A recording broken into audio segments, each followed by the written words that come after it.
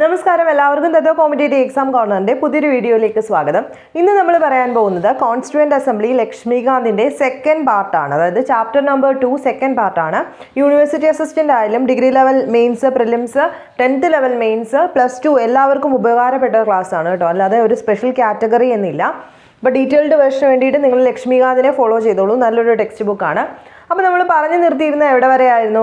Constituent അസംബ്ലിയുടെ formation വരെ പറഞ്ഞു നിർത്തിയിരിക്കുകയാണ് അല്ലേ. അതുപോലെ ആഫ്റ്റർ ഇൻഡിപെൻഡൻസിൽ എന്തൊക്കെ മാറ്റങ്ങളാണ് കോൺസ്റ്റിറ്റ്യൂവന്റ് അസംബ്ലിയിൽ വന്നത് അതുവരെ നമ്മൾ പറഞ്ഞു നിർത്തി. ഇനി നമുക്ക് ഇന്നത്തെ ക്ലാസ്സിൽ പഠിക്കാനുള്ളത് എന്തൊക്കെ ഫങ്ഷൻസ് ആണ് കോൺസ്റ്റിറ്റ്യൂവന്റ് അസംബ്ലി ചെയ്തിട്ടുള്ളത്, അതുപോലെ അതിനകത്തുണ്ടായിരുന്ന മേജർ കമ്മിറ്റികൾ, മൈനർ കമ്മിറ്റികളൊക്കെ ഉണ്ട്. അതിനകത്ത് ഇമ്പോർട്ടൻ്റ് ആണ് ഡ്രാഫ്റ്റിംഗ് കമ്മിറ്റി. അത് നമുക്ക് ഡീറ്റെയിൽഡ് ആയിട്ട് പഠിക്കണം. ബാക്കി ഏതൊക്കെ കമ്മിറ്റീസ് ഉണ്ട് അത് ജസ്റ്റ് മേജർ കമ്മിറ്റി മാത്രം ഒന്ന് നോക്കാം. അപ്പോൾ ആദ്യം നമ്മൾ പറയാൻ പോകുന്നത് എന്തൊക്കെയാണ് മറ്റ് ഫങ്ഷൻസ് ആര് ചെയ്തിരുന്നത്, കോൺസ്റ്റിറ്റ്യൂവന്റ് അസംബ്ലി ചെയ്തിരുന്നത്. അപ്പോൾ ഇവിടെ നിന്നും ചോദിക്കുന്ന ചോദ്യങ്ങൾ എപ്പോഴും PSC റിലേറ്റഡ് ആയിട്ട് ഒരുപാട് ചോദ്യങ്ങൾ വരാറുണ്ട്. അതിൽ ഒന്നാമത്തെ കാര്യം എന്താണ്? 1949 മെയ് മാസത്തിലാണ് ഇന്ത്യ എന്ത് അംഗീകരിച്ചു?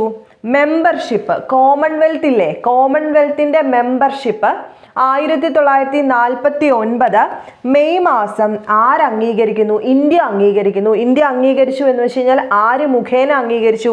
നമ്മുടെ കോൺസ്റ്റിറ്റ്യൂവന്റ് അസംബ്ലി മുഖേന അംഗീകരിച്ചു. എന്താ, കോമൺവെൽത്തിനകത്ത് ഇന്ത്യയുടെ മെമ്പർഷിപ്പ് അംഗീകരിച്ചത് ആരാണ്? കോൺസ്റ്റിറ്റ്യൂവന്റ് അസംബ്ലിയാണ്. വർഷം 1949. രണ്ടാമത്തെ ഫംഗ്ഷൻ നാഷണൽ ഫ്ലാഗ് അഡോപ്റ്റ് ചെയ്തു. വർഷം എല്ലാവർക്കും അറിയാം, ജൂലൈ 22, 1947 നാഷണൽ ഫ്ലാഗ്, ദേശീയ പതാക അഡോപ്റ്റ് ചെയ്യപ്പെട്ടു. അതും ചെയ്തത് ആരാണ്?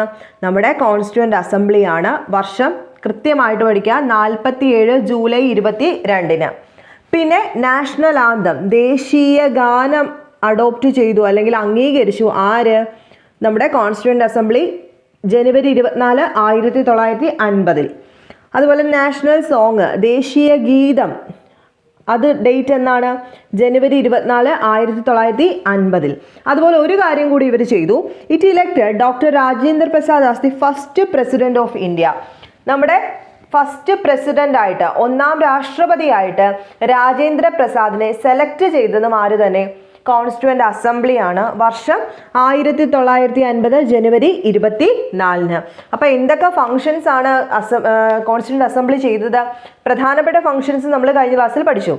അതിൻ്റെ കൂട്ടത്തിൽ തന്നെ മറ്റ് ഫങ്ഷൻസ് ഏതൊക്കെയാണെന്ന് ചോദിക്കുമ്പോൾ ഈ ഇത്രയും 5 പോയിന്റ്: കോമൺവെൽത്ത് അംഗീകരിച്ചു, ഇന്ത്യയുടെ പാർട്ടിസിപ്പേഷൻ അല്ലെങ്കിൽ മെമ്പർഷിപ്പ് അംഗീകരിച്ചു, നാഷണൽ ഫ്ലാഗ്, നാഷണൽ ഗീതം, ദേശീയ ഗീതം, ദേശീയ ഗാനം, അതുപോലെ തന്നെ എന്താണ്, ഡോക്ടർ രാജേന്ദ്ര പ്രസാദിനെ ഒന്നാമത്തെ പ്രസിഡന്റായി, ഇന്ത്യയുടെ ഒന്നാമത്തെ പ്രസിഡന്റായി അംഗീകരിച്ചതും ആര് തന്നെ?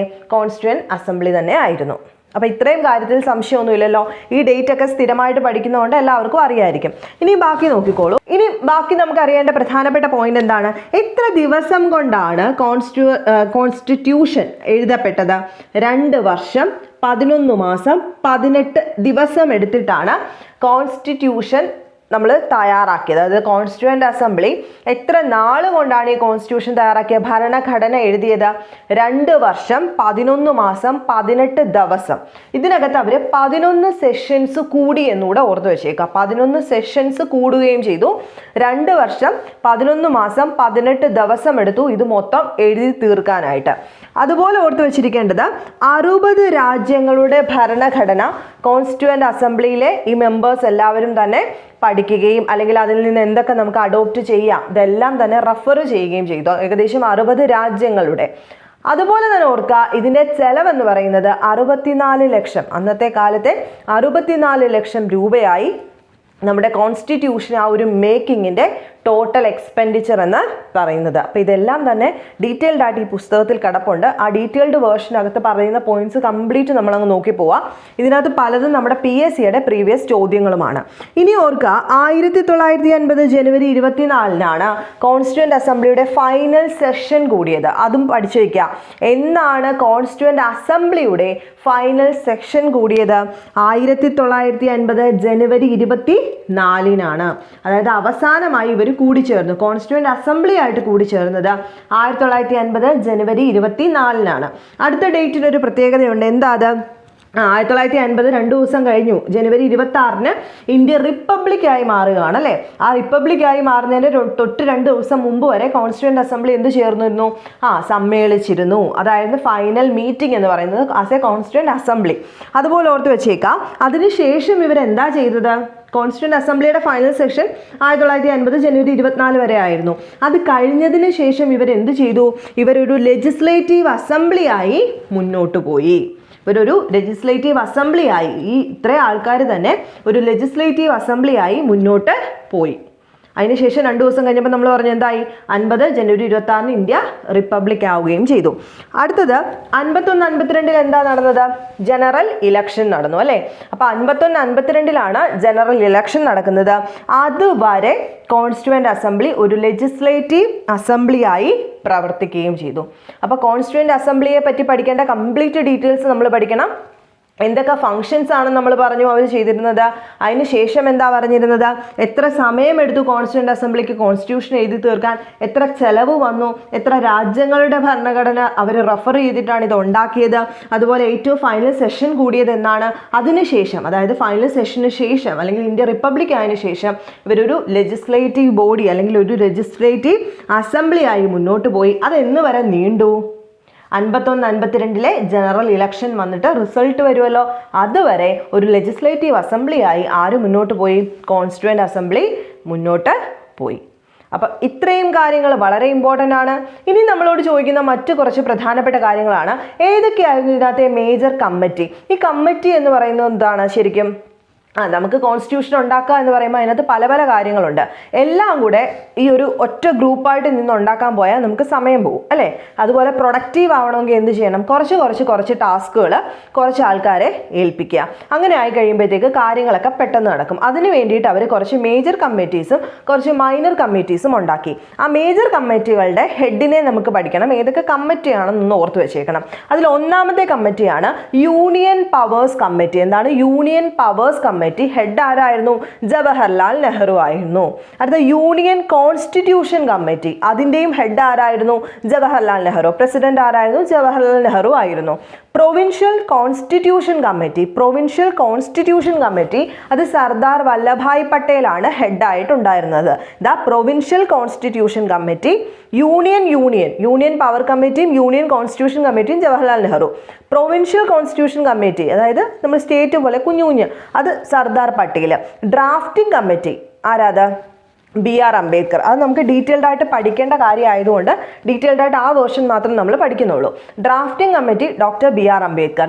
Advisory committee on fundamental rights, minority and tribal and excluded areas. അത് മൊത്തത്തിൽ ആരായിരുന്നു ഹെഡായിട്ട് നിന്നത്? സർദാർ വല്ലഭായ് പട്ടേൽ ആയിരുന്നു. എന്താ? Advisory committees on fundamental rights, minority, അതുപോലെ ട്രൈബൽ, എക്സ്ക്ലൂഡഡ് ആയിട്ടുള്ള ഏരിയാസും എല്ലാം സർദാർ വല്ലഭായ് പട്ടേൽ ഹെഡായിട്ട് നിന്നിട്ട് ഇതിൻ്റെ അടിയിലായിട്ട് അല്ലെങ്കിൽ ഇതിൻ്റെ അണ്ടറിലായിട്ട് കുറേ സബ് കമ്മിറ്റികൾ ഉണ്ടായിരുന്നു. അത്ര ഒന്ന് ഓർത്ത് വെച്ചിരുന്നാൽ മതി. ഞാൻ എൻ്റെ ഫോട്ടോ എടുത്ത് തരാം കേട്ടോ പേജിൻ്റെ. അപ്പം നിങ്ങളൊന്ന് ഡീറ്റെയിൽ ആയിട്ട് വായിച്ചു നോക്കിയാൽ മതി. അതിനുശേഷം ആറാമത്തെ committee rules of procedure committee. അതിൻ്റെ അധ്യക്ഷൻ അല്ലെങ്കിൽ അതിൻ്റെ പ്രസിഡന്റ് ഡോക്ടർ രാജേന്ദ്ര പ്രസാദും സ്റ്റേറ്റ് കമ്മിറ്റിയുടെ ജവഹർലാൽ നെഹ്റു. സ്റ്റിയറിംഗ് കമ്മിറ്റി ഉണ്ടല്ലോ, അതും പഠിച്ചു വെക്കണം. Steering committee doctor Rajendra Prasad. അപ്പം 8 മേജർ കമ്മിറ്റികളും കുറേയേറെ 12-13 മൈനർ കമ്മിറ്റികളും ഉണ്ടായിരുന്നു. ആ മേജർ കമ്മിറ്റിയും അതിൻ്റെ ഹെഡും ആരാണെന്ന് നിങ്ങൾ നോട്ട് ചെയ്ത് പഠിച്ചേ പറ്റൂ. അപ്പോൾ അത് ഞാൻ പേജ് എടുത്ത് തരുമ്പോൾ നിങ്ങൾ നോട്ട് ചെയ്ത് ആ ഹെഡുകൾ ആരാണെന്ന് മാത്രം ഒന്ന് പഠിച്ചു വയ്ക്കാം. മൈനർ കമ്മിറ്റി അത്ര നിർബന്ധമില്ല. ഇനി നമ്മൾ ഡീറ്റെയിൽഡ് ആയിട്ട് പഠിക്കാൻ പോകുന്നത് ഡ്രാഫ്റ്റിംഗ് കമ്മിറ്റിയെ പറ്റിയിട്ടാണ് നോക്കാം. നെക്സ്റ്റ് നമുക്ക് വേണ്ടത് ഡ്രാഫ്റ്റിംഗ് കമ്മിറ്റി. അപ്പോൾ ഡ്രാഫ്റ്റിംഗ് കമ്മിറ്റി എന്ന് വെച്ച് കഴിഞ്ഞാൽ എന്താണ് അതിൻ്റെ അർത്ഥം? ഡ്രാഫ്റ്റ് തയ്യാറാക്കുന്ന ആൾക്കാരാണ് അല്ലേ. ഡ്രാഫ്റ്റ് എന്ന് വെച്ച് കഴിഞ്ഞാൽ എന്താണ്? അവസാന രൂപം എങ്ങനെ ഇരിക്കണം, ഒരു കോൺസ്റ്റിറ്റ്യൂഷൻ്റെ ലാസ്റ്റ് സ്ട്രക്ചർ അല്ല, അതിനകത്ത് എന്തൊക്കെ ഉൾപ്പെടുത്തണം, അങ്ങനെയുള്ള എല്ലാം എഴുതി തയ്യാറാക്കുന്ന ആൾക്കാരാണ് ഡ്രാഫ്റ്റിംഗ് കമ്മിറ്റി എന്ന് പറയുന്നത്.